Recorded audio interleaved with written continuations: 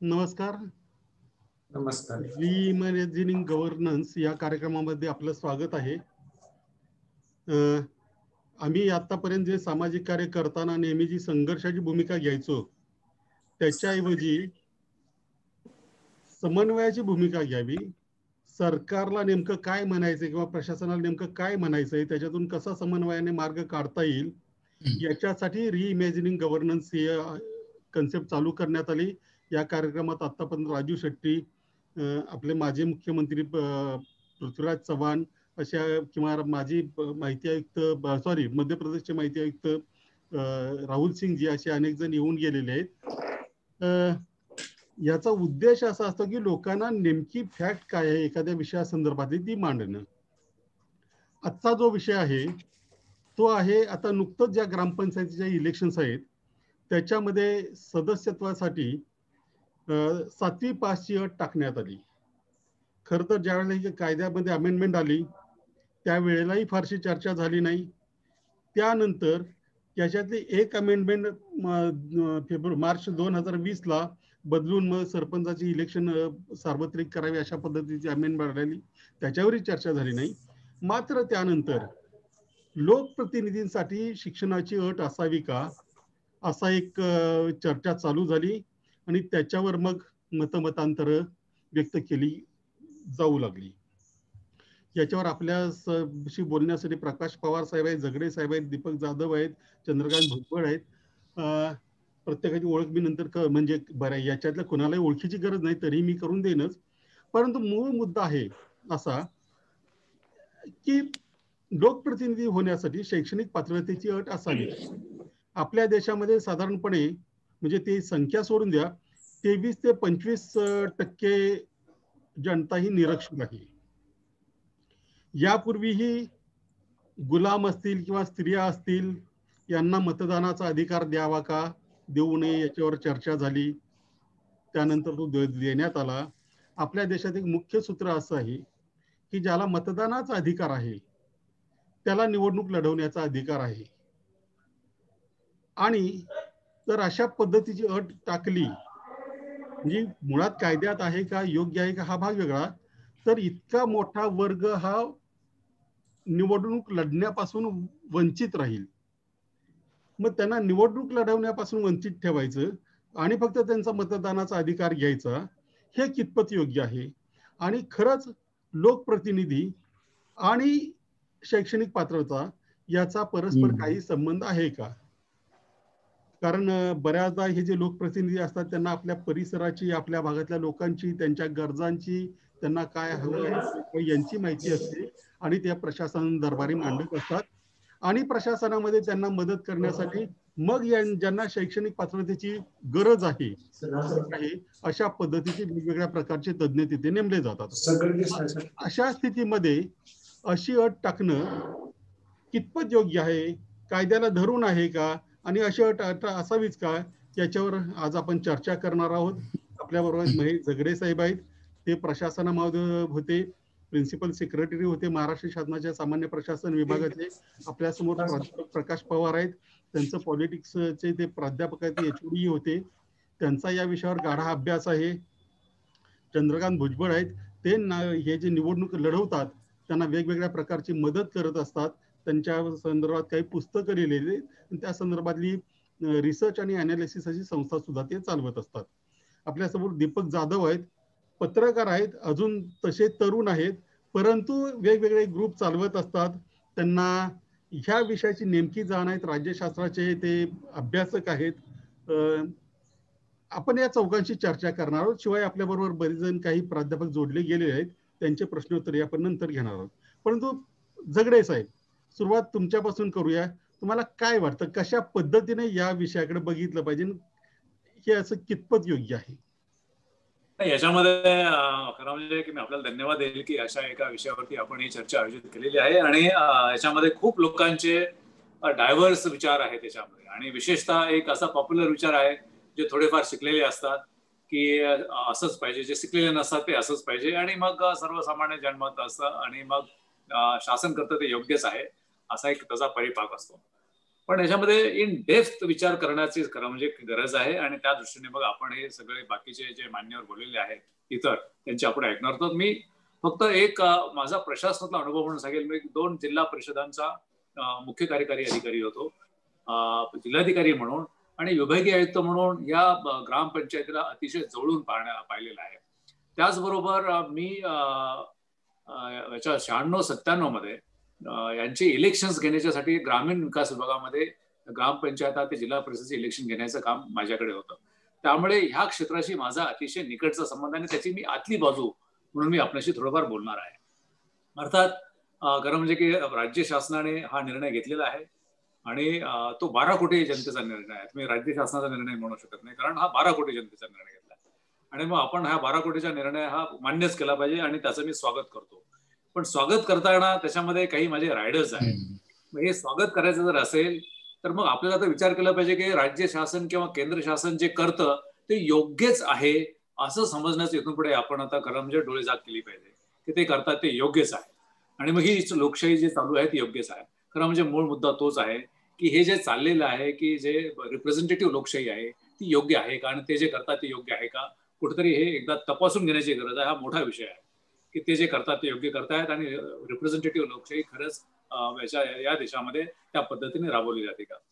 मूळ मुद्दा असा आहे की जर हे याचं मी स्वागत करत असेल, स्वागत याच्यासाठी करतोय की जर हे आता सुरुवात झालेली आहे की सदस्य ग्रामपंचायत लोएस्ट फंक्शनरी जो ह्याचा आहे लोकशाहीचा तिथून सुरू झाली आहे. पण मला असं वाटतं की मी याचं स्वागत कधी करू शकेल की ज्यावेळेस या देशाचे राष्ट्रपती, आज देशाचा राष्ट्रपती हा 136 कोटी लोकांचं ते सगळं चलनवलन बघतात, देशाचे पंतप्रधान 136 कोटीचे बघतात आणि आपले ग्रामपंचायतचे सदस्य त्यांचा वॉर्ड असतो की 200-300, 400-500 वोटर्स असतील किंवा जसं असतं 2-3 हजारापर्यंत ग्रामपंचायतीसाठी त्याचं असतं. त्याच्यासाठी आपण 7वी अट टाकलेली आहे. पण देशाच्या राष्ट्रपतीसाठी होण्यासाठी किंवा पंतप्रधान होण्यासाठी किंवा आमदारांसाठी किंवा खासदारांसाठी अशी अट टाकलेली नाही. म्हणजे देशाचं चलनवलन चालण्यासाठी खरं म्हणजे आपल्याला शैक्षणिक अटीची काही गरज पडलेली नाही. दुसरी असा मुद्दा आहे की यांचं कामकाज काय आहे. जवळून आम्ही बघितलेलं आहे की पाणीपट्टी वसूल करणं, घरपट्टी वसूल करणं हे तर ग्रामसेवकाचं काम आहे. यांचं कामकाज असं असतं की छोटे मोठे निर्णय आहेत की कशा पद्धतीचं टेंडर लावायचं, त्याला मंजुरी करायची, अमुक आहे ते अशा पद्धतीचे ग्राम पातळीवरती ते निर्णय चालतात. तिथे तुम्हाला 7वीची अट चालते. पण विधानमंडळामध्ये जिथे कायदे बनवले जातात, पार्लमेंटमध्ये जिथे घटना दुरुस्तीपर्यंतच्या गोष्टी चालतात, तिथे आपल्याला अशिक्षित माणूस चालतो, घटनेने अशिक्षित माणूस चालतो. मला वाटतं की हा माणसाच्या वैचारिकतेचा दुटप्पीपणा आहे. म्हणजे आपल्याला जिथे पाहिजे तिथे आपण काही करत नाहीयेत आणि नंतर मग जिथे काही करायचं आहे तिथे आपण हे करतो आहोत. अर्थात त्याला काही कारण आहेत आणि ती कारण फार अतिशय चांगल्या पद्धतीने सांगितलं जातात की खाली हे काय करायचं आहे. मला वाटतं की कुठेतरी गल्लत झालेली आहे. लोकशाही आणि प्रशासन ही गल्लत केलेली आहे. प्रशासन म्हणजेच लोकशाही आणि लोकशाही म्हणजेच प्रशासन इथपर्यंत कुठेतरी ते आलेलं आहे. आणि म्हणून मग ज्या पद्धतीने आता असं चाललेलं आहे की याच्या बाबतीमध्ये आम्ही कायदे करून काही करू शकतो. खरं म्हणजे ज्या देशामध्ये ज्यावेळेस आपण प्रौढांना मताधिकार दिलेला आहे आणि तो घटनेमध्ये दिलेला आहे आणि त्याच्यामध्ये मग ते कायदे करू शकतील, पण ते कायदे असे असू नयेत की कुठल्या सेगमेंटच्या विरोधात जाणारे असू नयेत. जसं की आपण सांगितलं की जसं 228 किंवा 528 वर्षापूर्वी लिस्टेनिसने डेमोक्रेसी आणली आणि त्यावेळेस हाच मुद्दा आला होता की याच्यामध्ये खरं म्हणजे की राजकारणी हे सुशिक्षित असत नाहीये, पण त्यांच्याकडे खरं म्हणजे की नेतृत्व केलं पाहिजे, म्हणून ते लोकशाहीचा जन्म तिथे झाला अथेन्समध्ये. आणि मग तिथे जन्म होताना तिथे सुद्धा त्यावेळेसचा तत्व होता, अरिस्टॉटलने सांगितलं की हे चुकीचं आहे. अरिस्टॉटल हा लोकशाहीच्या विरोधात होता, मोठा तत्व होता आणि त्याने सांगितलं की आणि अर्थात अरिस्टॉटलने चांगली डेफिनेशन दिली की वीक लोकांचं आणि मेजॉरिटी असलेल्या लोकांचं शासन म्हणजे लोकशाही. आताही ती डेफिनेशन व्याख्या ती अजूनही चाललेली असते. आणि त्याचं असं म्हणणं होतं की जे लोक निवडून येतात, जे शिक्षित नसतात, आताच्या भाषेमध्ये 7वी शिक्षित नसतात, जे तुम्ही सांगितलंय हे शिक्षित नसतात, त्यामुळे त्यांना राज्य कारभार चालवता येणार नाही. पण लोकशाहीसाठी कसं राहील, ती इन्क्लुझिव्ह करण्यासाठी आली. जसं आपण अगोदर सांगितलं की सगळ्यांचं म्हणजे जे वीक आहेत आणि जे मेजॉरिटी आहेत त्यांची सत्ता असणं हे केव्हाही चांगलं, काही मुठभर लोकांची किंवा राजाची किंवा असू नये, याच्यासाठी ते लोक आलेले आहे हे आपण कुठेतरी विसरतो. अर्थात याच्यावरती जो अरिस्टॉटलने हे केलं होतं की हे लोक जे आहेत जे निवडून येतील ते त्याच्यामध्ये प्रशासन चालवण्यासाठी तेवढे एक्सपर्ट नसतील, म्हणून त्यांनी ब्युरोक्रेसी तयार केली. आणि मग ही ब्युरोक्रेसी यांना एक्सपर्ट पद्धतीने समजावून सांगेल की अमुक आहे, तमुक आहे, तमुक आहे, तमुक आहे. आणि म्हणून गेले 2-2.5 वर्षापासून ब्युरोक्रेसी सेपरेट आली आणि ब्युरोक्रेसी ही सबऑर्डिनेट राहिलेली पॉलिटिकल लिडरशिपला. आणि त्याच्यामध्ये मग इथून पुढे ह्या ब्युरोक्रेसीचं ट्रेनिंग झालं असलं पाहिजे, ते परमनंट असले पाहिजे. त्यामुळे लोकशाहीमध्ये हे जे नेतृत्व आहे ते परिपक्व आणि सगळ्यांना पुढे घेऊन जाणारं नेतृत्व असलं पाहिजे आणि त्यांना मग बरोबर घेणारं म्हणजे की ब्युरोक्रेसी असली पाहिजे. आता ब्युरोक्रेसीचं फेल्युअर आणि भारतामध्ये आणि विशेषतः महाराष्ट्रातील या ग्रामीण भागातील याच्यामध्ये मी फार जवळून बघितलेलं आहे की ब्युरोक्रेसीच्या फेल्युअरमुळे मग ब्लेम कुठे होतो की सरपंचांना काही नियंत्रण करता येत नाही, सदस्यांना काही नियंत्रण करता येत नाही, मग सरपंच असे बरेचसे काही केले जातात. त्याच्यामध्ये मी नंतर येणार आहे बाकीचे वक्ते बोलल्यानंतर की ऍक्च्युअली खरं प्रॉब्लेम काय आहे तुम्ही नंतर बोलेल. पण बेसिक असं आहे की ज्यावेळेस आपण हे यांना करतो त्यावेळेस आपण खूप मोठा सेगमेंट एलिमिनेट करतो. जसं आपण आता सेन्ससच्या आकडेवारी सांगितली लिटरसीच्या बाबतीमध्ये 2011ची जर लिटरसी जर बघितली तर तिथे परत महिलांची संख्या लिटरसीचं प्रमाण कमी आहे, पुरुषांचं तर आहेच आहे. म्हणजे आपण तो मोठा सेगमेंट एलिमिनेट करून टाकला आणि विशेषतः महिलांचा आणखी एलिमिनेट करून टाकला. त्याच्यामध्ये मुलगी शिकली, प्रगती झाली, पण आपण बेसिकलीच त्यांना ते एकदम डावलतो. आणि सगळ्यात महत्वाचं म्हणजे ज्यांच्यासाठी लोकशाही आहे वीक आणि हे आहेत म्हणजे शेड्यूल कास्ट, शेड्यूल ट्राईबचे जर लिटरसीचं रेट बघितलं ते अजूनही कमी आहे. मी नाशिक जिल्ह्यामध्ये ज्यावेळेस बघितलं किंवा मी डिव्हिजनल कमिशनर असताना नंदुरमध्ये बघितलं की काही पाड्यावरती अजून शिक्षण गेलेलंच नाही. म्हणजे त्यांना आपण ज्यांच्यासाठी लोकशाही आहे त्यांना या प्रवाहामधून आपण बाहेर फेकलो जातो आहोत. आणि कशासाठी? ते केवळ त्यांना 7वी झाली नाही. आता हा 7वी कुठून आला मला काही समजत नाहीये. कारण खरं म्हणजे की ज्यावेळेस आपण युनोचा अवॉर्ड मिळाला भारताला की प्रौढ साक्षरतेच्या बाबतीमध्ये आणि प्रौढ साक्षर झाल्यानंतर मग आता पुन्हा हे कशासाठी आलेलं आहे सगळं. म्हणजे याचा अर्थ असं की आपण प्रौढ साक्षरतेचा जो डांबोरा पडला तो फेल गेलेला असं गव्हर्नमेंट कुठेतरी मांडलं पाहिजे. मला वाटतं की कुठेतरी डायकोटॉमी आहे.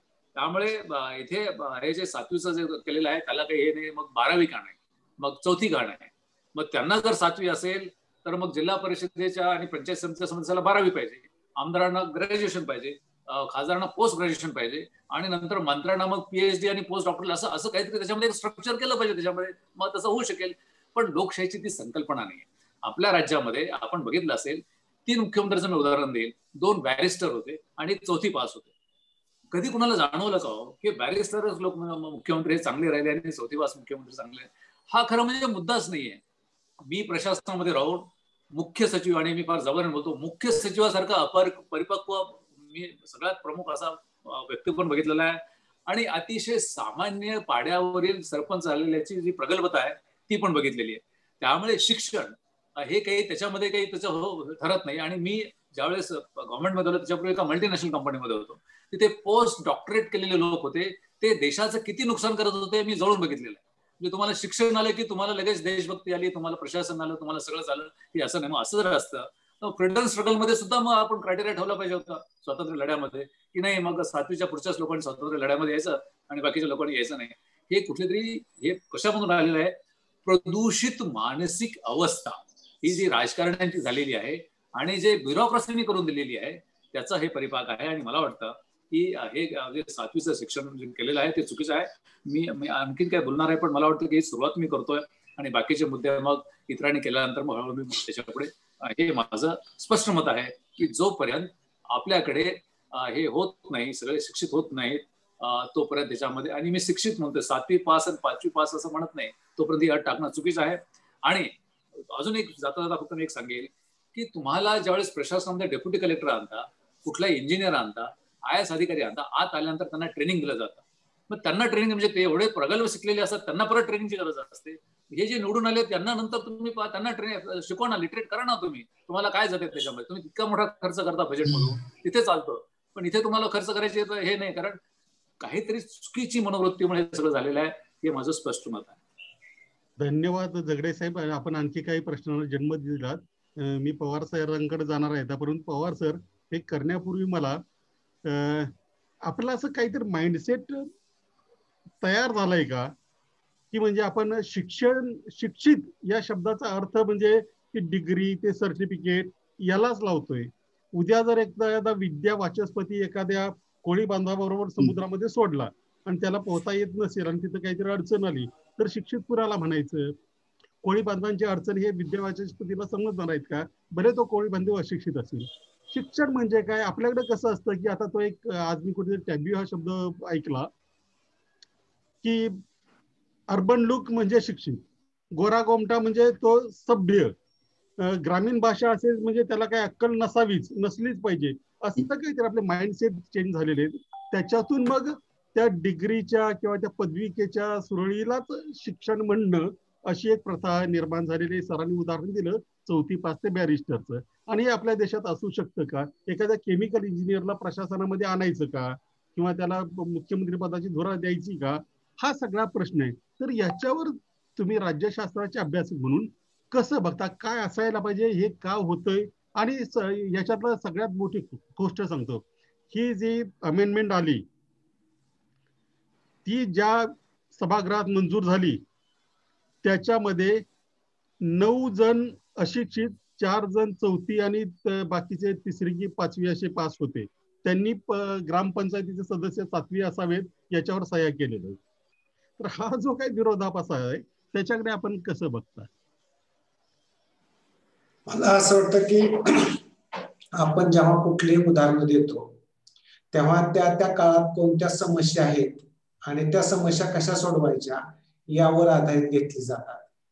म्हणजे उदाहरणादाखल प्लेटो असेल, अरिस्टॉटल असेल, सॉक्रेटिस असेल, त्यांच्या काळात त्यांच्या पुढे समस्या होती, ती सोडवण्यासाठी त्यांनी उपाय सुचवले. आज ह्या दशकामध्ये आपल्या पुढे कोणती समस्या आहे आणि ते आपण कशी सोडवली पाहिजे त्याचे उपाय आले पाहिजेत. खरं तर हा ज्ञानाचा भाग आहे. ज्ञान म्हणजे काय? तर तुमच्या काळातली समस्या तुम्हाला वाचता आली पाहिजे. तुमच्या काळातली अक्षर वाचता येणं म्हणजे ज्ञान नाही.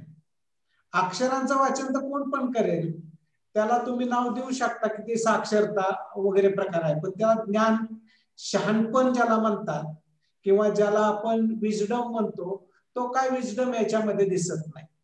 विजडम येतो तो तुम्हाला माणसाचा चेहरा वाचून, त्या एखादा भूप्रदेश फिरून, जसं आता झगडे साहेब सांगत होते की मी नाशिकमध्ये गेल्यानंतर मला हे दिसलं, त्याच्यानंतर त्यांना कुठं लिटरसीचं का आकडेवारी दिसली. तर हे वाचता येणं म्हणजे आकडा वाचता यायला महत्व नाही, त्या आकड्याच्या पाठीमागचा अर्थ वाचता येणं, आणि तो वाचता न येता केवळ आपण आकड्यांवरती आधारित निर्णय घेतोय आणि त्याचा एक परिणाम होतोय. दुसरा मुद्दा की आयडियांमध्ये खूप चेंज होतोय. सध्या आयडियांमध्ये चेंज होतोय म्हणजे कसं?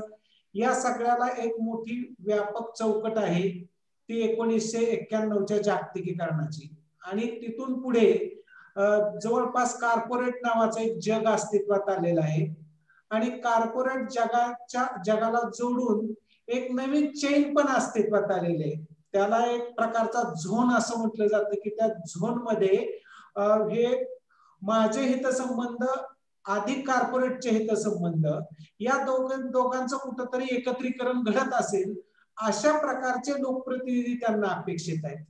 म्हणजे त्याला कॅशिनो कॅपिटलिझम म्हटलं जातं.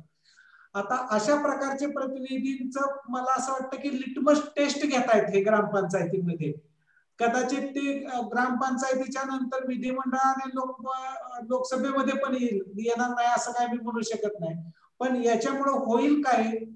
सर्वात मोठी गोष्ट होईल की आपण आपल्या देशामध्ये असणारी लोकशाही पूर्णतः संपवून टाकू. कारण लोकशाहीचं आकलनच मुळात असं आहे, ज्याला समस्या आहे त्याची समस्या त्याने स्वतः पुढाकार घेऊन सोडवावी. त्याची समस्या दुसऱ्याने नाही सोडवायची. त्याला स्वतःला त्याच्या क्षमता विकसित झाल्या पाहिजे, त्याला शहाणपण आलं पाहिजे, आणि ते शहाणपण त्याचं जन्मजात शहाणपण आहे. ते शहाणपण कोण देत नसतं त्याला. म्हणजे जो अशिक्षित ग्रामीण भागामध्ये असेल त्याला पण त्याचं एक शहाणपण आहे. म्हणून आपल्याकडे तुम्ही नीट पाहिलं तर लोकसाहित्यामध्ये सुद्धा नॉलेज आहे, शेतीच्या प्रक्रियेमध्ये सुद्धा नॉलेज आहे, आणि ते कित्येक दिवसांचं नॉलेज आहे. तसं आपल्याकडे राज्यकारभाराच्या बद्दलचं सुद्धा एक नॉलेज आहे. तुम्ही म्हणाल कोणतं, तर मी एक उदाहरण सांगतो. हे उदाहरण फार महत्वाचं आहे. आपल्याच परंपरेमध्ये एकदा गौतमी रात्रीच्या वेळी भेटायला राजाला आली, तेव्हा डोरवरती एक वाक्य लिहिलेलं होतं संस्कृत मध्ये की कोणतीही व्यक्ती भेटायला आल्यानंतर त्या व्यक्तीला बेल वाजवली की राजा बाहेर येऊन भेटेल. म्हणजे रात्री 12 वाजू द्या, पहाटे 3 वाजू द्या, आणि गौतमी त्या राजाला भेटली सुद्धा. तुम्ही भारतीय लिटरेचर मध्ये लोकशाहीत हा अर्थ एका बाजूला मान्य केलेला आहे आणि दुसऱ्या बाजूला तुम्ही म्हणता की पार्टिसिपेशन देता येणार नाही.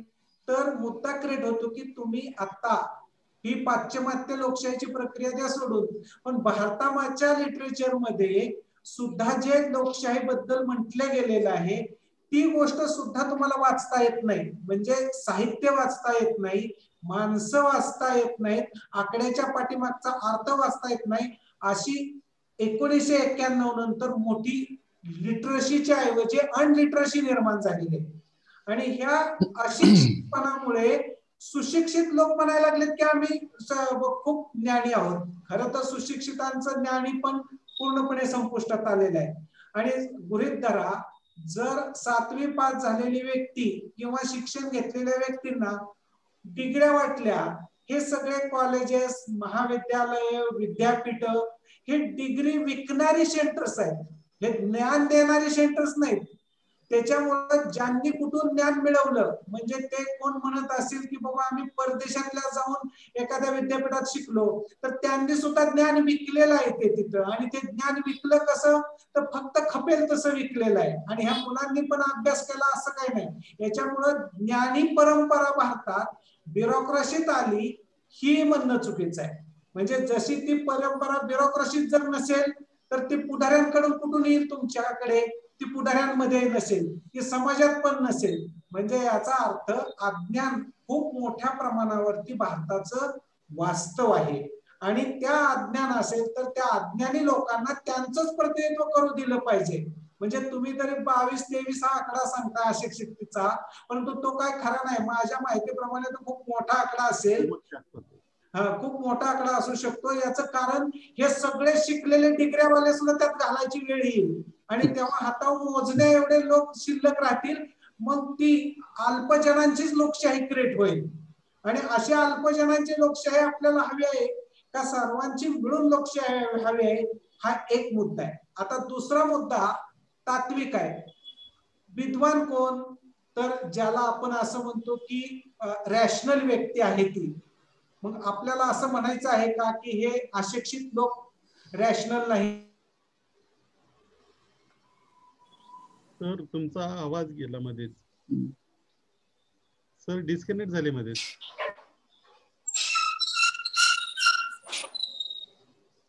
सर मध्ये डिस्कनेक्ट झाले. सर तुम्ही डिस्कनेक्ट झालेला आहात, म्हणजे दिसत नाही, म्हणजे आवाज येत नाही, दिसत नाहीये.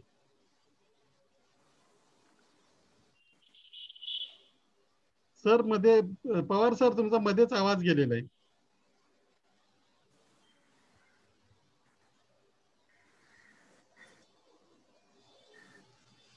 पवार सर मध्येच आवाज गेलेला आहे.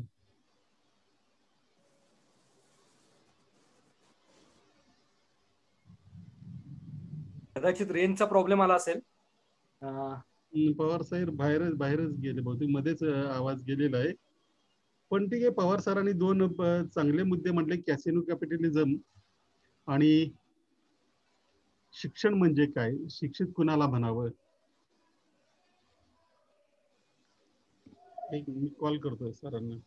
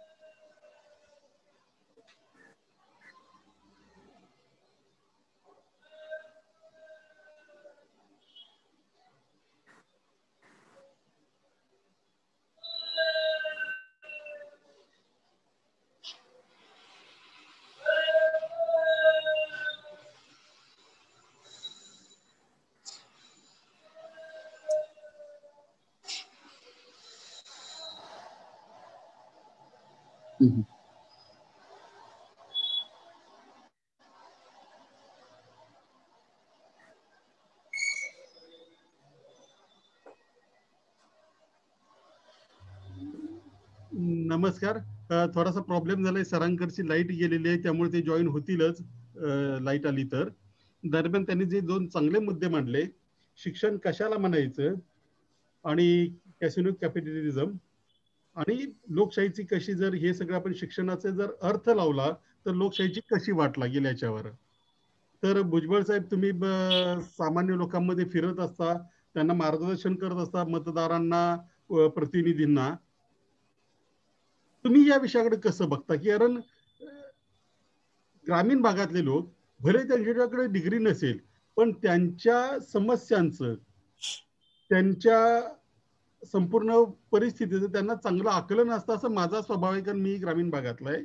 त्याच्यासाठी डिग्रीची किंवा शैक्षणिक पात्रतेची अट गरजेची असते असं वाटत नाही. भले ते कायद्यानं सुद्धा टाकता येणं योग्य की अयोग्य याच्यावर आपण नंतर जाऊया. तुम्हाला कसं वाटतं, याने काय परिणाम होतील, त्या लोकांच्या मनावर किती परिणाम होईल, आणि दुसरं हे कितपत योग्य आहे की त्यांना मतदानाचा अधिकार द्यायचा परंतु निवडणूक लढवण्याचा नाही? लोकप्रतिनिधींना शिक्षणाची अट असावी या विषयावरती आपण जे चर्चासत्र आयोजित केलेलं आहे, मान्यवरांनी मत मांडली. तरी आम्ही खूप वर्ष ह्या पॉलिटिकल रिसर्च अँड ब्युरोच्या माध्यमातून काम करतो लोकप्रतिनिधींच्या जवळ किंवा मतदारांमध्ये. तर त्या शिक्षण नसणारे जे मंडळी आहेत तर ते उत्तमरित्या राज्य कारभार करत आहेत गाव पातळीवरचा, हे आमच्या निदर्शनास आलेलं आहे, पाहणीमध्ये आलेलं आहे. आणि शहाणपण आणि पारंपरिक शिक्षण या 2 गोष्टी वेगवेगळ्या आहेत. जर आपल्या महाराष्ट्रात संतांची भूमीमध्ये संतांनी जे साहित्य लिहून ठेवलेलं आहे किंवा त्यांचं जे साहित्य आहेत, ओवी आहेत, त्या ओवीवरती त्यावेळी संतांनी काही शिक्षण घेतलं, शिक्षण पद्धतीच त्यावेळेस नव्हती, जी आता नव्याने विकसित झालेली आपली जी पद्धत आहे पारंपरिक शिक्षणाची.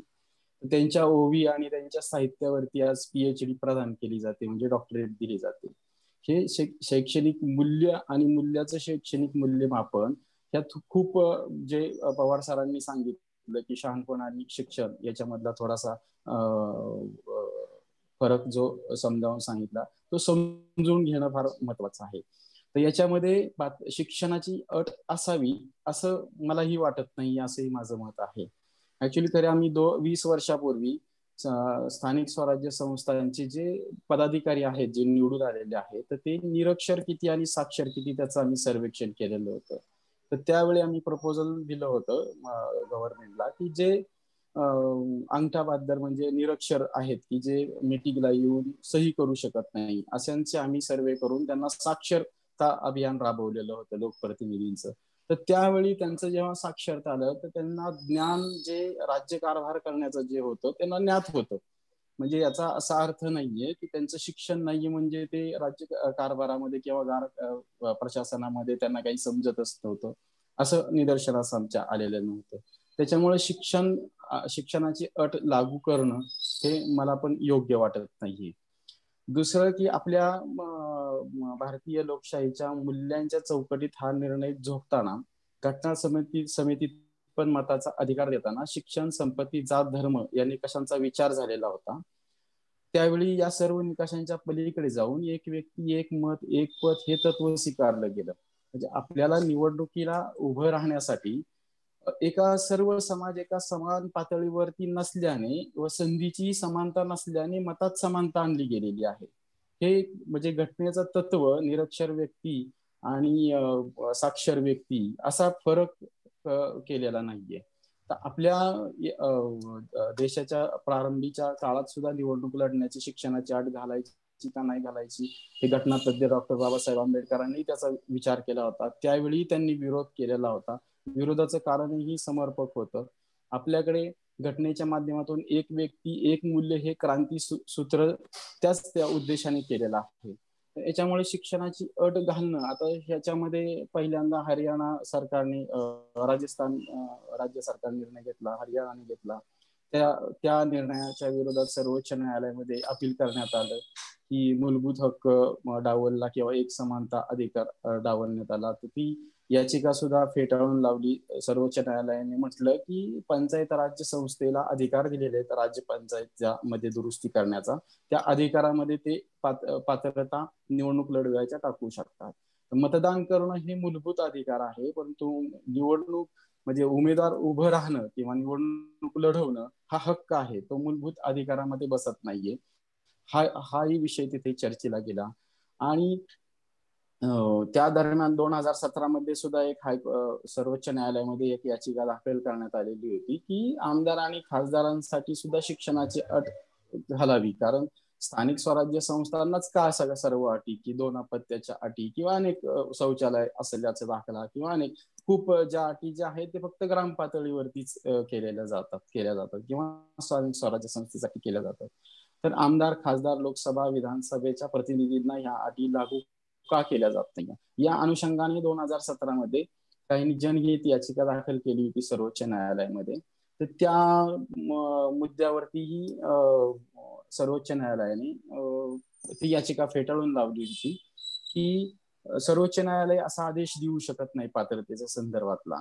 तर संविधानाच्या कलम 83 आणि 173 किंवा लोकप्रतिनिधी कायद्यामध्ये अशा प्रकारचा बदल करून दुरुस्ती करू शकतं, ते संसदेला अधिकार आहे. त्यांच्या अधिकार क्षेत्रातलं शिक्षण बंद करणे हा संसदेचा अधिकार आहे, तो अधिकार न्यायालयाचा नाहीये, असं सर्वोच्च न्यायालयाने त्यावेळी स्पष्ट केलेलं होतं. आता जो आत्ता शैक्षणिक अट जी लागू केलेली आहे महाराष्ट्र सरकारने की 95चं जे म्हणजे साधारण 25 वय ज्यांचं आत्ता आहे आज मितीला, तर तो साक्षर म्हणजे तो 7वी पास असावा. पण आता जर निरक्षर आणि साक्षरतेचं प्रमाण जरी पाहिलं तर महाराष्ट्र गव्हर्नमेंटचा एक अहवाल सादर केलेला होता की साक्षरतेच्या प्रमाणाच्या संदर्भातला. तर हे 95 वर्ष का निवडलं गेलं, तर त्या रिपोर्टच्या आधारे त्यांनी घेतलं की साक्षरतेचे प्रमाण जास्त आहे 93 पर्यंत, ही काही आता अन्याय होणार नाहीये निरक्षर लोकांवरती, असा एक त्यांच्या समजातून त्या अहवालाचा आधार घेण्यात आला होता. आता आजच्या ग्रामपंचायतीच्या आता निवडणुका चालू आहेत, याच्यामध्ये असं नाहीये की निरक्षर लोक सुद्धा निवडणुकीला उभी राहिलेले आहेत. की खूप अन्याय झालाय 93च्या याच्यामुळे, म्हणजे 95च्या ज्या जन्म झाल्यानंतर ज्या उमेदवारांना शैक्षणिक पात्रतेची अट लागू केलेली आहे, तर हा एक चर्चेचा शैक्षणिक पात्रता लागू करायचा किंवा नाही करायचा हा एक विषय वेगळा आहे. परंतु आता सध्या जो महाराष्ट्रामध्ये लागू केलेले आहे पात्रतेची अट, त्याच्यावरती अन्याय कितपत लोकप्रतिनिधित्व होऊ शकतो हा एक स्वतंत्र एक वेगळा विषय चर्चेचा एक विषय होऊ शकतो. तर माझं असं मत आहे की शैक्षणिक पात्रता लागू करण्यासाठी म्हणजे लागू करावीच असं आपल्या भारतीय लोकशाहीच्या याच्यामध्ये की ते करणं योग्य ठरणार नाहीये असं माझं मत आहे. ठीक आहे, धन्यवाद भुजबळ साहेब. आता मी येणार आहे दीपक जाधव. तरुण आहात, पत्रकार आहात. 2 मुद्दे आहेत. पत्रकारांचं काम प्रबोधनाचं असतं, म्हणजे वर्तमानपत्रांचं. प्रगल्भ माणसंही प्रबोधन करत असतात. काही माध्यम समूह ज्यांनी चालू केले, मोठे नावारूपाला आणले, यशस्वी केले, त्यांचे मालक अशिक्षित होते. बरोबर आहे ना? अशा बरोबर. आणि त्यांनी चांगल्या पद्धतीने चालवलं.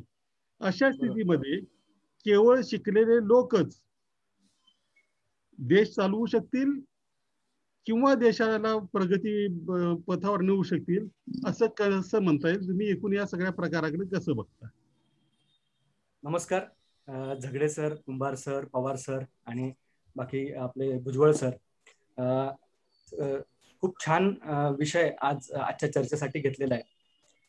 खरं तर ज्याप्रमाणे कुंभार सर सुरुवातीला प्रास्ताविकामध्ये म्हणाले की हा निर्णय झाला, याची 2 वर्षापूर्वी अमेंडमेंट झाली आणि नंतर आता अंमलबजावणी पण सुरू झाली.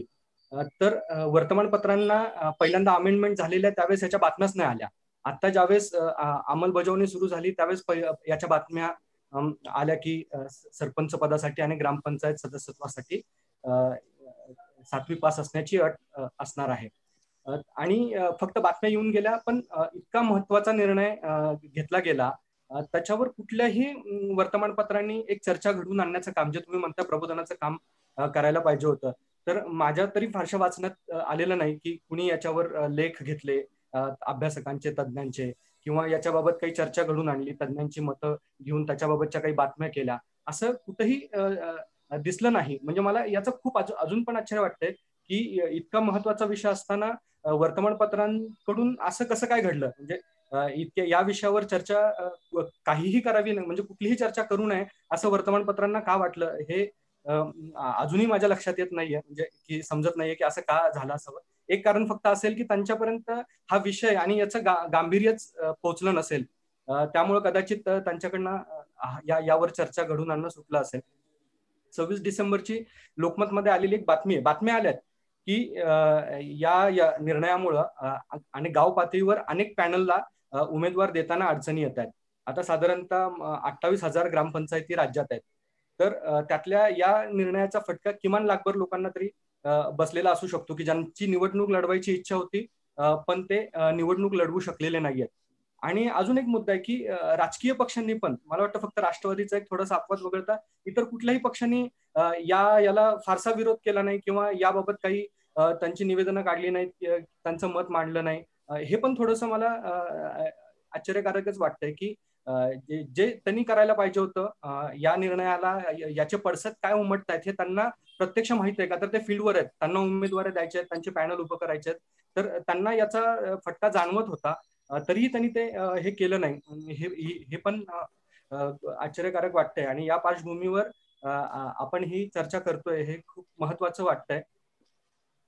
तर एक हे आहे की शिक्षणाचं जे बोललं गेलं तर एक उदाहरण फक्त मी इथं देऊ शकतो की समजा एखादी व्यक्ती अशिक्षित आहे ती, आणि दुसरं आपण एक असं पर्याय उदाहरण घेऊयात की राज्यशास्त्राचा ज्यांनी स्थानिक स्वराज्य संस्थेची प्रक्रिया याच्यावर PhD केलेली आहे ती व्यक्ती. या दोघांना जर दोन वेगवेगळ्या गावामध्ये जर सरपंच पदाचं काम करण्याची संधी दिली तर ती गावातली व्यक्ती जी अशिक्षित व्यक्ती आहे जिला गावाविषयी एक चांगलं ज्ञान आहे, गावातली माणसं कशी जोडली पाहिजेत, सगळ्यांना सोबत घेऊन काम कसं केलं पाहिजे, हे त्या व्यक्तीला जितकं चांगलं समजतंय ते मला नाही वाटत की अगदी राज्यशास्त्रातून स्थानिक स्वराज्य संस्थेची प्रक्रिया या विषयावर PhD केलेला जो सरपंच बनेल तो तितका पद्धतीनं समजून घेऊ शकेल. कारण याच्यामध्ये एक व्यवहार ज्ञान हाही खूप मोठा विषय असतो.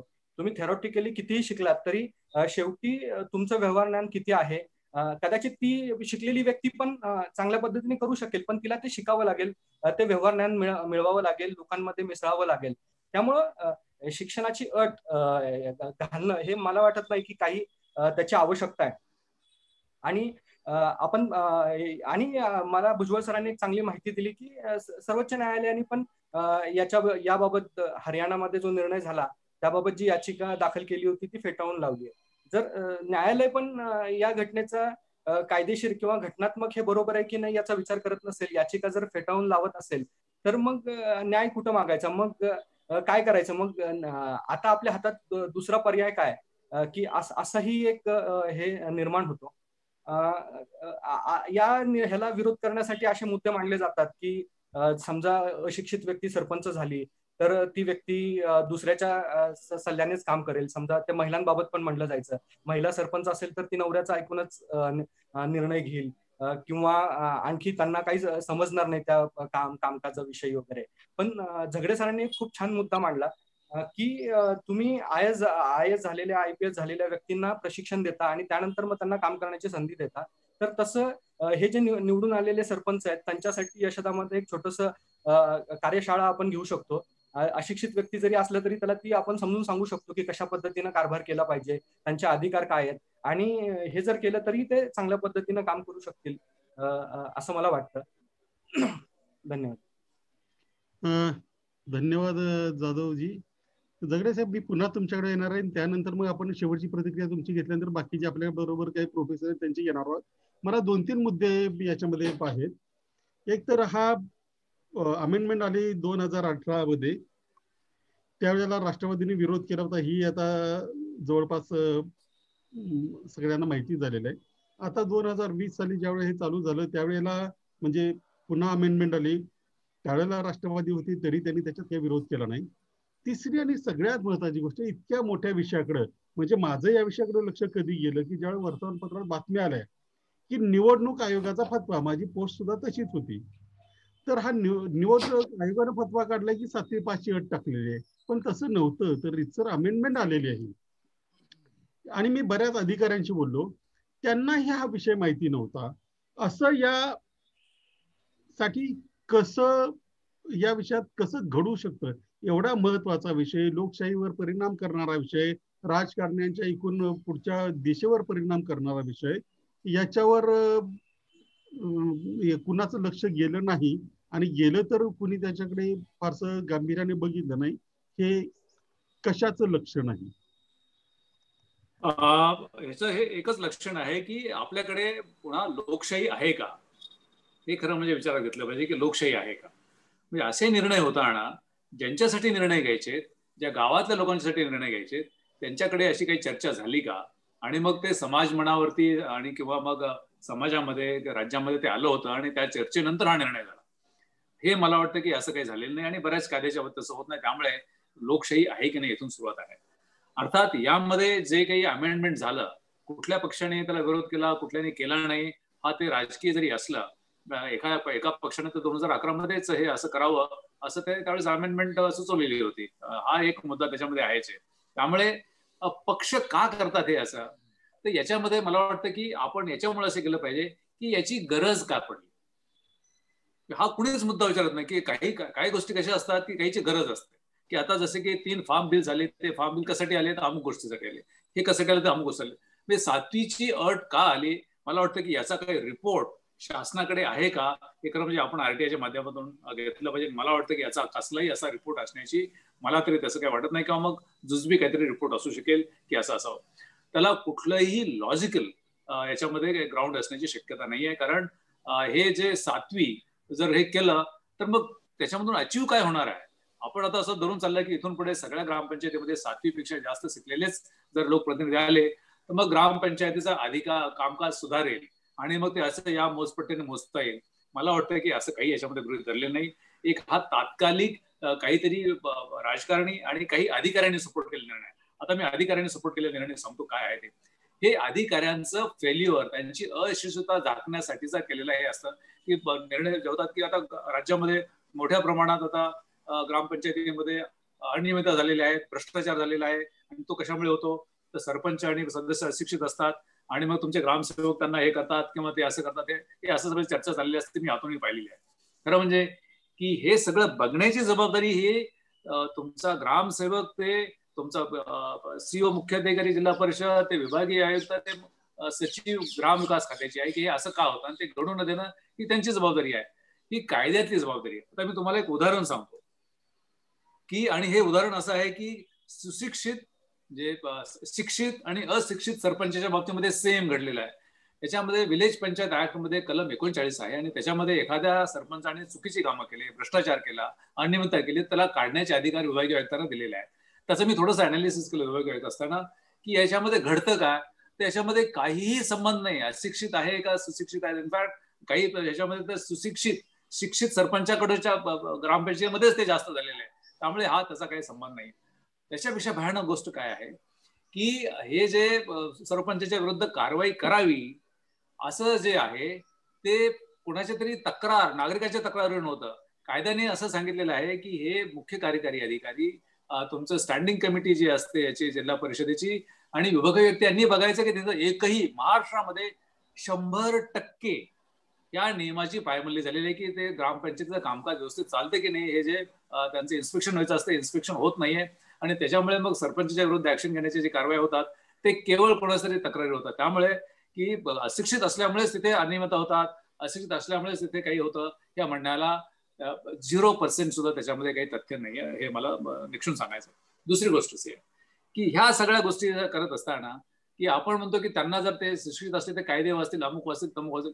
हे कायदे वाचण्याची जबाबदारी तुमच्या ग्रामसेवकाची आहे, तिथला एक्सटेन्शन ऑफिसर आहे, तिथला बीडीओ आहे. यांनी हे 24 तास तिथे जाऊन हे सगळं काय करायचं असतं आणि मग यांच्या पुढे फक्त सरपंचाचं कामकाज आहे की त्यांच्या समोर आलेले हे जे आहेत निर्णय आहे ते मंजूर करायचे किंवा नामंजूर करायचे, इतकं त्याच्यामध्ये असतं. इतकं सिंपल, अतिशय स्वच्छ कायद्यामध्ये कुठेही त्याची त्रुटी नाहीये जर आपण जर बघितलं. त्यामुळे मला वाटतं की हे जे लोकशाही आहे की नाही इथून सुरुवात आहे. दुसरं मला सांगायचं की लोकशाहीची जे आता विरळ होत चाललेली आहे. आता हे 7वी मध्ये केल्यामुळे काही लोक एलिमिनेट झालेलेच आहे, पण आपल्याला हे माहिती नाहीये की याच्यामध्ये ऑलरेडी फक्त 1% लोक ज्यांच्याकडे संपत्ती आहे, जागतिक पातळीवरच हे करतो सांगतोय की 1% ज्यांच्याकडे जास्त संपत्ती आहे अशाच लोकांच्याकडून हे लोकशाहीवरती ते वर्चस्व आलेलं आहे आणि ते लोकशाही चालवत आहेत. त्यामुळे एकीकडे तुम्ही लोकशाही चालवणारे हे धनदांडगे आहेत, दुसरीकडे काही आपण जो शिक्षित वर्ग आहे त्याला आपण बाजूला करतोय. म्हणजे हे चाललेलं काय आहे? आणि मग हे खरं म्हणजे की हे अधिकारी राजकारण्यांना सांगत नाहीत आणि राजकारणी मग काहीतरी एक आपण तात्कालिक त्याला सोल्युशन म्हणून त्याच्याकडे ते बघतात आणि अशा पद्धतीने मग हे समोर येतं. त्यामुळे कुठल्याही अधिकाऱ्यांनी हे दिलेलं प्रपोजल आहे की किंवा त्या अधिकाऱ्याचे मग बॅकग्राऊंड काय आहे हे सगळं बघण्याची गरज आहे. धन्यवाद झगडे साहेब. आता आपण प्रश्न घेणार आहोत. त्याच्यापूर्वी मला तुम्हाला एक सांगायचं आहे की आपण सगळे त्याच्यामध्ये जवळपास सगळेच इन्व्हॉल्व आहोत त्याच्यामध्ये. आज तागत लोकशाहीची व्याख्या करताना कधी इलेक्शन झाली की सत्ता कुठल्या पक्षाची हा प्रश्न आपल्या मनात डोक्यात येतो. खरं तर सत्ता या देशामध्ये कायमस्वरूपी लोकांची आहे, पण असं म्हणताना कुठलंही वर्तमानपत्र, कुठलंही चॅनल किंवा आपणही म्हणताना बोली भाषेमध्ये असं म्हणत नाही. त्याचा परिणाम लोकांवर फार मोठा झालेला आहे. आपली सत्ता आहे हे लोकांना आज तागायत कळलेलं नाही, असं माझं बऱ्याच वर्षांचा अनुभव आहे. याच्या संदर्भामध्ये जस्टिस पी.बी. सावंत आहे यांचं लोकशाहीचं व्याकरण हे पुस्तक आहे. बहुतेक राज्यशास्त्राच्या विद्यार्थ्यांनी ते वाचलं असेल तर ते सगळ्यांनी एकदा वाचावं. म्हणजे इन्क्लुझिव्ह लोकशाही हवी असेल तर सगळ्यात जो फटका माणूस आहे त्याला निवडणूक लढवता आली पाहिजे. त्याच्याकडे शिक्षण आहे, पैसा आहे, नाही या कशाचाही येऊ न देता आणि त्याला ती निवडणूक लढवताना समान संधी मिळाली पाहिजे. तर ज्याला आपल्याला लोकशाही म्हणायचं आहे ती लोकशाही आली किंवा येईल असं म्हणता येईल. झगडे साहेब तुम्हाला मला याच्यामध्ये आपल्याला याच्यामध्ये आपण जे म्हणतात त्याला सपोर्ट एवढ्यासाठी करायचा आहे की आपण खूप मोठा गाजावाजा करत सांगतो की लोकांकरिता आणि लोकांनी आणलेली ती लोकशाही. मग आपण ज्या अर्थी काही जे शिक्षित 7वी पास झाले नाही त्यांना आपण लोक म्हणणार नाही का? मग त्यांना काय आपण काय ऍनिमल्स म्हणणार आहोत का? हे फार मूळ मुद्दा आहे याच्यामध्ये की लोकांची जर म्हटल्यानंतर मग आपण ठीक आहे, मग तुम्ही असं वयाचं असेल तर सगळ्यांना ते लागेल, त्याच्यामध्ये काही क्लास करायचा नाही की 21व्या वर्षानंतर किंवा 18 वर्षानंतर मतदान करायचं असेल तर. पण एकदा लोकांकडून लोकांशी असेल तर मग ज्यांना आपण एलिमिनेट करतोय कायद्याने आणि त्यामुळे ते लोक नाहीत ते सुरू होते. दुसरं असं आहे की काही मला वाटतं की कोर्टाचे निर्णय सांगण्यात आलेले आहेत. आता कोर्टाचे निर्णय कसे असतात की कोर्ट काय बघतोय की कुणाला काय अधिकार आहे. पार्लमेंटला आणि असेंब्लीला ते अधिकार आहे, त्यामुळे ते केलेलं आहे. मग ते अधिकार व्यवस्थित वापरले की नाही हे कोर्ट ते कसं काय बघणार की हे त्यांचे पॉलिसी निर्णय असतात. त्यामुळे कोर्टावरती मला वाटतं का ब्लेम देता येणार नाही. ब्लेम कुणावरती आहे? जे लोकशाही चालवतात हे लोकप्रतिनिधी. केवळ आमदारांच्याकडे आणि खासदारांच्याकडे कायदे करण्याचे अधिकार आहेत म्हणून त्यांनी स्वतःसाठी कायदे करायचे नाहीत आणि मग खालचा जो वीक वर्ग आहे त्यांच्यासाठी कायदे करायचे. मला वाटतं इथे कुठेतरी मोठी चूक आहे आणि आपण जे म्हणतात हे त्याच्यामधून येतंय की सत्ता कुणाची आहे. खरं म्हणजे आपला अतिशय मूलभूत प्रश्न आहे की सत्ता ही मतदाराची आता राहिलेली नाहीये. जो कायदे करतो त्याची ती सत्ता झालेली आहे. आणि आपल्या म्हणण्याप्रमाणे मग आपण लोकप्रतिनिधी निवडून देत नाही, आपण राजा निवडून देतोय, आपण सत्ता निवडून देतोय. हे कुठेतरी बदललं पाहिजे. राजा निवडून देण्याऐवजी तुम्ही तुमचा सेवक निवडून देत आहात आणि तो तुम्ही सांगेल ते केलं पाहिजे. तसं ते होत नाही. धन्यवाद झगडे साहेब. आता चॅटमध्ये एकच प्रश्न आलेला आहे, पण आपल्या बरोबर काही प्राध्यापक जोडले गेलेले आहेत. मला वाटतं ज्यांना काही प्रश्न विचारायचा आहे त्यांनी व्हिडिओ चालू केला तर जास्त बरं पडेल आणि तुमचा प्रश्न तुम्ही विचारू शकता. दरम्यानमध्ये चॅटमध्ये एक प्रश्न आलेला आहे शिल्पा निळकंठ यांचा आहे. पण शिल्पा तुम्ही आहात तर विचारा नसतं, मी विचारण्यापेक्षा. हॅलो शिल्पा निळकंठ, मी तुम्हाला अनम्यूट केलेलं आहे. हा ओके, हा विचारते सर.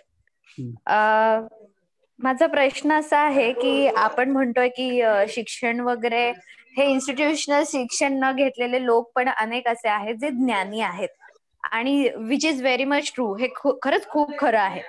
तर पण असे जे लोक आहेत ते ह्या सगळ्या प्रक्रियेमध्ये रस घेतात का? आणि की त्यांचा निवड ही असते की आपण आपल्या शांततेत आपलं आयुष्य घालवूयात.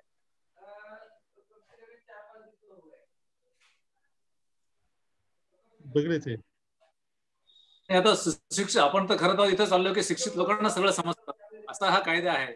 त्यामुळे आता त्यांना जर आपण केलं, त्यांना जर आणलं आणि त्यांनी जर लक्ष दिलं नाही तर मग लोकशाही तशीच संपलेलीच आहे. त्यामुळे शिक्षणापेक्षा की तो माणूस आहे आणि त्याला स्वतःचे कसं चलनवलन करायचंय, प्रशासन कसं करायचंय, देश कसा चालवायचा, गाव कसं चालवायचं हे त्याला ठरवत असेल, त्याला त्याच्यात सहभाग घेण्याचा अधिकार असला पाहिजे. त्यामुळे जे सुशिक्षित झाल्यानंतर त्यात सहभागी होत नाही, तर आणखी तुम्ही अजून एक उदाहरण दिलं की हे त्याच्यामुळे हे जे बदल केलेला आहे कसं चुकीचं आहे. बरोबर आहे. मलाही याच्यात 1 मिनिट जाधव साहेब याच्यात मुद्दा मांडतो. मॅडम एक प्रॉब्लेम असा आहे की आपल्याला निवडणूक लढवणं म्हणजेच फक्त राजकारणात भाग घेणं असं आपण समजतो, तर ते तसं माझ्या मते नाहीये. आम्हीही अनेक पक्षांना गाईड करत असतो, प्रत्यक्ष प्रक्रियेमध्ये भाग घेत असतो, परंतु बऱ्याचदा निवडणूक लढवण्यापासून लांब राहणं ह्याला कुठेतरी आपण खूप मोठे विद्वान आहोत. म्हणजे कसं असतं, पवार साहेब आले, पवार साहेबांचं जर आपण परत एकदा ऐकून घेऊ कारण त्यांचे विचार महत्वाचे आहेत. पवार साहेब चालू झालं माईक. तर राजकारणापासून लांब राहण्याला एक म्हणजे आपण जे सुशिक्षित लोकांची जे सुशिक्षित म्हणजे ज्यांच्याकडे प्रमाणपत्र आहेत त्यांची मानसिकता अशी असते की रस्त्यात घाण दिसली तर नाकाला रुमाल जाऊन त्याच्यावर उडी मारून जाऊ, परंतु ती साफ करण्यासाठी आम्ही प्रयत्न करणार नाही. उलट ज्याच्याकडे डिग्री नाही, ज्याला कळतं की ह्या घाणीचा किती त्रास होतो, म्हणजे आमच्याकडे गावाकडे गेलात तर तुम्हाला प्रत्येक दाराच्या बाहेर उकिरडा दिसायचा. तो उकिरडा, त्या उकिरड्याचं महत्व कशासाठी आहे हे त्या शेतकऱ्याला कळतं. गावातल्या किंवा ज्यांनी डिग्री घेतली त्याला कळेल असं नाही. त्याच्यामुळे राजकारण आणि राजकारणापासून कुठलंही क्षेत्र बाजूला नाही. आपल्या प्रत्येक गोष्टीमध्ये राजकारण आहे. त्यामुळे जे लोक म्हणतात की राजकारणाचा आम्हाला तिटकार आहे, ते लोक माझ्या मते माणूस घेऊन म्हणून घेण्याच्या लायकीचे नाहीत, असं माझं स्पष्ट मत आहे. पवार साहेब मध्ये आपलं थांबलं होतं, बराच वेळ लाईट गेली. प्लीज जरा पुढे कंटिन्यू करा. आता काय तुम्ही बोललेला आहात ह्याचा मला पण काय अंदाज नाही, परंतु मी माझा मुद्दा तेवढा अर्धा राहिलेला सांगतो की विवेकीपणा असणं हे काही लक्षण सुशिक्षितांचं नाही. ते अशिक्षितही विवेकी असू शकतात आणि सुशिक्षितांमधला काही समूहही विवेकी असू शकतो. याचं उदाहरण आपल्याला समजून घ्यायचं असेल तर आपण 1952 ची निवडणूक, जग म्हणत होतं भारत अशिक्षित आहे, त्यांना लिहिता वाचता येत नाही आणि चित्राकडे बघून ते वोटिंग करणार आहेत, तर ते लोकशाही काय यशस्वी होणार नाही.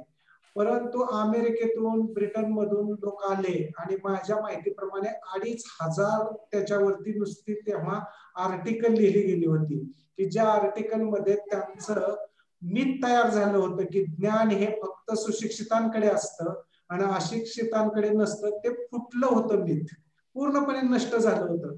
ते मिथ परदेशी लोकांनी, शिकलेल्या लोकांनी क्रिएट केलेलं मिथ होतं. आज आपण उलटी परिस्थिती करतोय की भारतातले लोक तेव्हा म्हणत होते की अशिक्षित लोकांकडे विवेक असू शकतो आणि ते मिथ त्यांनी फोडलं. पण आज आपण हे नव्याने मिथ क्रिएट करतोय की 7वी परीक्षा पास असली पाहिजे किंवा नव्याने त्या व्यक्तींना शिक्षणाच्या अटी घालणं. म्हणजे आपण आपला उलटा प्रवास तर करत नाही ना. म्हणजे जग ज्या पद्धतीने जाते की विवेकाचा शोध घेत असताना आज जागतिक पातळीवरती सुद्धा एका अर्थाने अशिक्षितांकडे सुद्धा ज्ञान आहे, त्याला रिकग्नेशन मिळालेलं आहे. म्हणजे तुम्ही ते ह्युमन राईटच्या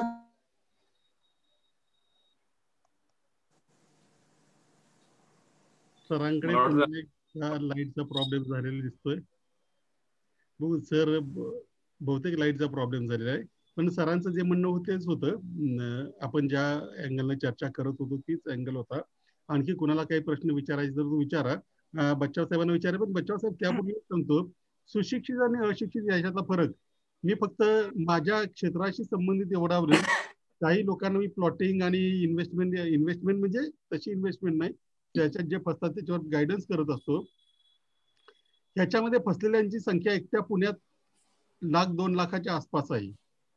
आणि प्लॉटिंग आणि इन्व्हेस्टमेंट मध्ये स्कॅम मध्ये फसलेले सगळे लोक हे पूर्णपणे ही जी आपण तांत्रिक भाषा वापरतोय त्याच्यामध्ये सुशिक्षित, ग्रॅज्युएट, डबल ग्रॅज्युएट आणि वकील आहे आणि इंजिनियर आणि शास्त्रज्ञ आहे. ज्यावेळेस ते भेंडोळे माझ्याकडे घेऊन येतात की साहेब आम्ही जमीन खरेदी केली होती पण आम्हाला ती जमीन कुठे दिसत नाही आता, त्यावेळेस म्हटलं तुम्ही खरेदी करताना काय बघता? जे आमचा शेतकरी बघतो, जे चारी दिशा बांधून घेतो, त्या तुम्ही घेतलेल्या नाही. तुम्हाला कोणतरी सांगतं इथे एक जागा आहे. इतकंच काय, तर हा तथाकथित सुशिक्षित माणूस कधीही आपण ज्या कंपनीला पैसे देतोय त्याच कंपनीची रिसीट मिळते का याचीही विचार करत नाही. याच्यामध्ये काही बँकांचे लिगल ऍडवायझर सुद्धा माझ्याकडे आहेत. तर सुशिक्षित कशाला म्हणायचं ह्याचा एक फार मोठा एक वेगळा विषय असेल. अमोल बच्चाव सरांना काहीतरी बोलायचं आहे. बच्चाव साहेब जरा अनम्यूट करा तुम्हाला. येतोय आवाज सर? येतोय. बरोबर. सरांच्या दरडे सरांच्या बोलण्यात एक मुद्दा आला, पवार सरांनी पण अधोरेखित केला. तो म्हणजे असा की लोकप्रतिनिधींचं प्रशिक्षण झालं पाहिजे. तर ते मला विचारायचं आहे, असं आहे की लोकप्रतिनिधींचं प्रशिक्षण नसल्यामुळे तर बऱ्याच अडचणी येतात. तुमचा आवाजाचा प्रॉब्लेम येतोय. तुमचा आवाज नीट आता येतोय?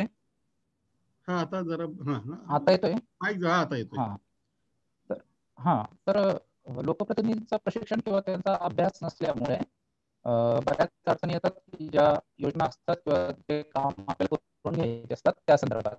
आणि मला त्याला धरून पुढे असं म्हणायचंय की बेसिकली लोकप्रतिनिधींचं जे काही त्या स्थापनेबद्दलचे जे काही अधिनियम असतात, समजा नगर परिषद अधिनियम आणि ग्रामपंचायत अधिनियम जर असा जरी अभ्यास असला तर आपण त्या ग्रामसेवकाकडून आणि त्या सीओ कडून चांगल्या पद्धतीने काम करून घेऊ शकतो असा माझा अनुभव आहे. आणि म्हणून त्याला धरून मी विचारणार आहे की जर ग्रामपंचायत अधिनियम आणि नगर परिषद अधिनियम हे प्रचलित कोणते अधिनियम आहेत आणि त्या आपण कोणते रेफर करायला असं नगर परिषदेसाठी कोणता अधिनियम? नाही, याच्यामध्ये कसं आहे की मी आता याचं अगोदरच उत्तर दिलेलं होतं, पण मी आता पुन्हा एकदा रिपीट करतो की मग ब्युरोक्रेसी कशासाठी आहे, तिथला जो ग्रामसेवक आहे, तिथला एक्सटेन्शन ऑफिसर आहे, बीडीओ कशासाठी. मग तो जर आपण हे लावला, न्याय लावला, तर मग इथे मंत्र्याला किंवा आमदारांना किंवा मग तुमच्या पंतप्रधानपासून मुख्यमंत्र्यांना या सगळ्यांना त्यांना सुद्धा त्याचं नॉलेज दिलं पाहिजे त्यांच्या कायद्याचं, किंवा कायदे कसे तयार करायचे, LLMच पाहिजे त्याच्यामध्ये, किंवा लॉ मध्ये पोस्ट डॉक्टरेट पाहिजे, कारण जे लॉ तयार करणार आहे. त्यामुळे मला वाटतं की त्यांना त्याचं नॉलेज असणं, आता खूप नॉलेज असलेले सुद्धा मी सरपंच बघितलेले आहेत, ग्रॅज्युएट पण सरपंच बघितलेले आहेत, खूप नॉलेज लॉचं असलेलं सरपंच बघितलेले आहेत, पण त्यांचं कामकाज चांगलं आहे का? तर मला असं काही त्याच्यापेक्षा अशिक्षिताचं सुद्धा कामकाज चांगलं असू शकतं.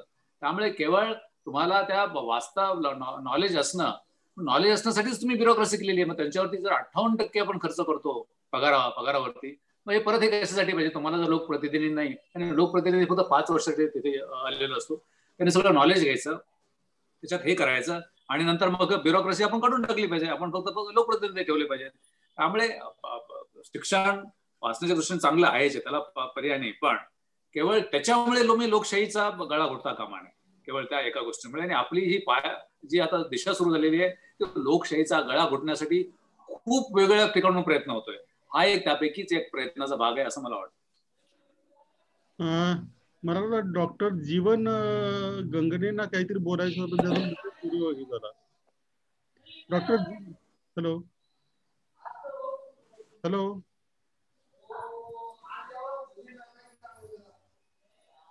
कुणाच तरी मध्येच आवाज येतोय. असं तर आणखी कुणाला काही बोलायचं आहे का? अन्यथा आपल्या तशी वेळ झालेली आहे. हा दीपक जाधव बोला. ही एक मुद्दा फक्त इथं या चर्चेच्या निमित्तानं लक्षात आणून द्यावंसं वाटतं की सुशिक्षितांमध्ये असेल किंवा आताच्या नवीन पिढीमध्ये तरुण तरुणींमध्ये जे असेल, एक राजकारणाविषयी सातत्यानं घृणा दिसून येते की राजकारण म्हणलं की नो पॉलिटिक्स, राजकारणावर आम्हाला बोलायचं नाही. अगदी हा जरी विषय आपण एखाद्या तरुण तरुणींच्या ग्रुपवर टाकला की ग्रामपंचायतीसाठी शिक्षणाची अट असावी का, तर बरेच मेसेज येतील की नो पॉलिटिक्स, आम्हाला राजकारणावर बोलायचं नाही.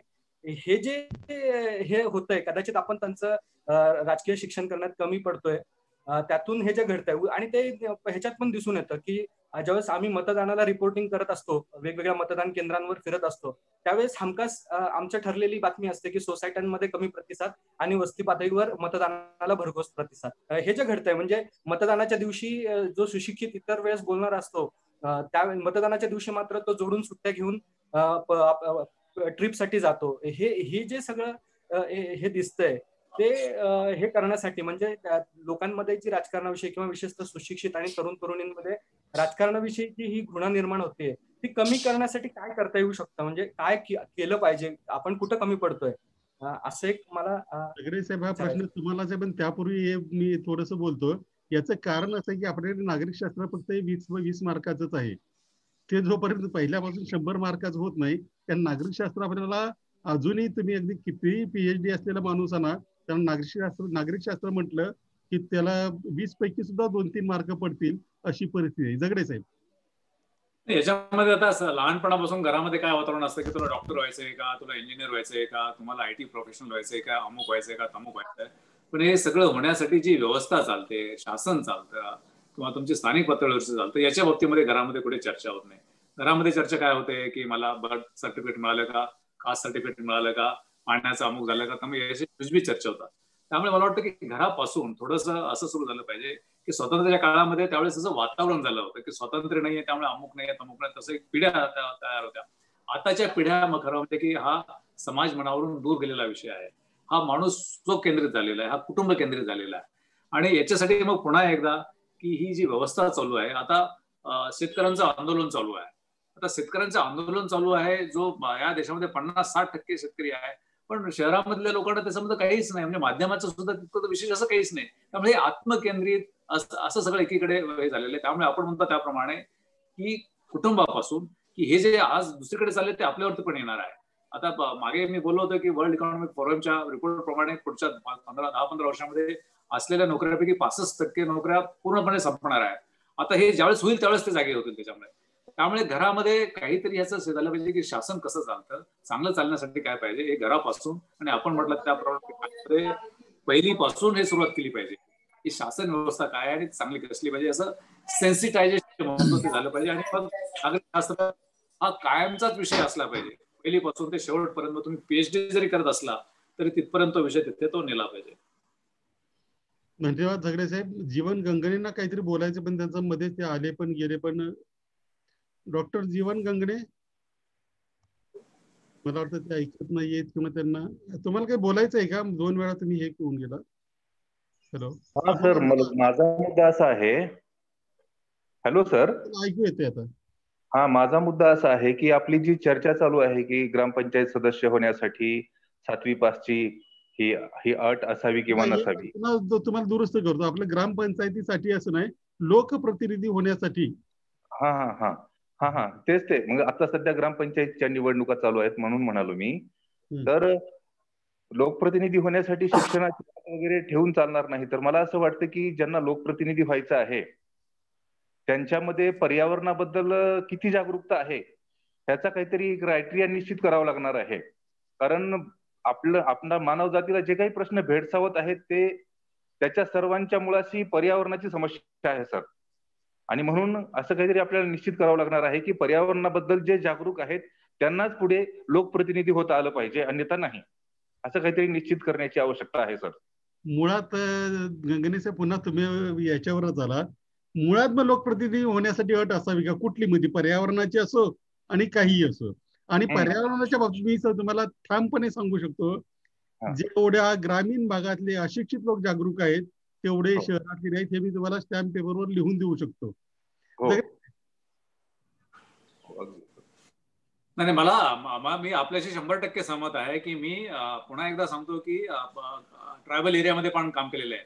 ट्रायबल माणूस, आदिवासी माणूस पर्यावरणाच्या बाबतीमध्ये जितका चांगल्या पद्धतीने काम करतोय, आणि हे जे पर्यावरणाचा ऱ्हास जो झालेला आहे तो केवळ शिक्षित आणि शिक्षित नाही, उच्च शिक्षित आणि उच्च शिक्षित नाही, अतिशय उच्च शिक्षित जो आहे की जो रिसर्च करून ज्याच्यामध्ये तुम्हाला माणसाला खरं म्हणजे की 1700 ते 2200 किलो कॅलरीज एवढीच ऊर्जा लागते दररोज हे करायला.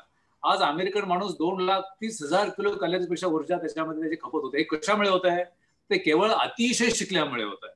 आणि त्याच्यामुळे मग खरं म्हणजे शिक्षणाचं उलट तर तिथे तुम्ही त्यांना शिकून काय करणार आहात?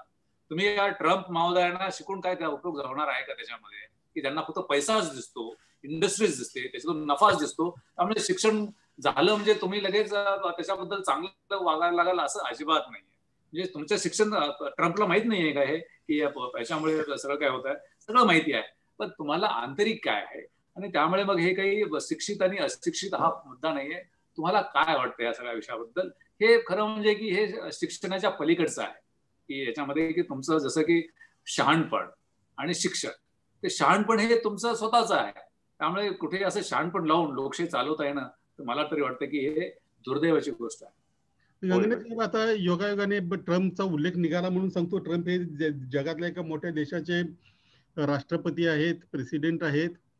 ते पुण्यात आले होते, म्हणजे सुशिक्षित माणसाचं सांगतो. आणि हे पुण्यातलं उदाहरण आहे. पुण्यात ट्रम्प टॉवर आहे, त्याच्यासाठी ते आले होते. आणि हे एक मला अधिकाऱ्याने सांगितलं, कारण ट्रम्पच्या मिटिंगला जाण्याइतपत माझी पात्रता नाही. तर त्यांनी फक्त एकच वाक्य वापरलं होतं पुणे महापालिकेच्या अधिकाऱ्यांना, इन्क्रीज द FSI. FSI वाढवा. आणि तो माणूस अमेरिकेचा राष्ट्रपती झाला. आणि मग पुढे जे काही 5 वर्षात त्यांनी तोडलेली तारेने आता करत असलेले त्यांचे हे ते उधळत असलेले गुण हे तुम्ही पाहतात. असू दे, आपला मुद्दा वेगळा आहे. तर थोडक्यात मला वाटतं आता आणखी कोणाला काही प्रश्न विचारायचा नसावा असेल तर मला सांगा, अन्यथा आपण शेवटाकडे निघालोय.